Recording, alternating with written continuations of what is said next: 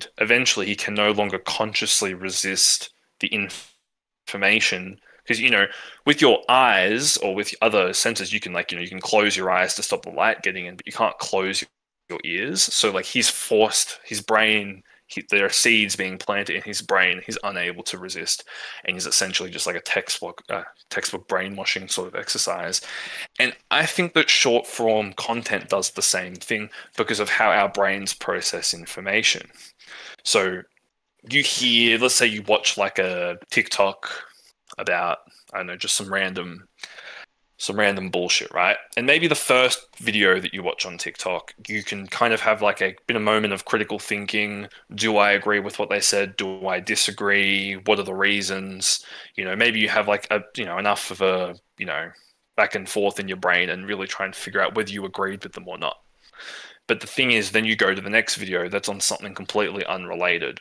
And now your brain is, cracked out absorbing this new information that's going into your brain, and talking at 1.25 speed and blah blah blah blah blah blah blah, and Subway Surfers is going in the background or whatever, and it's like very very stimulating. Then you watch the next video and the next video, and before you know it, you're watching these politically charged videos. You're not stopping to think whether you agree or disagree, and then you scroll to the next one. Now, those seeds that went into your brain, because you weren't able to consciously go, oh, do I agree or do I disagree? Those seeds actually just got in for free, and they kind of bypassed your conscious mind and went straight to your subconscious, where the seeds can take root and grow.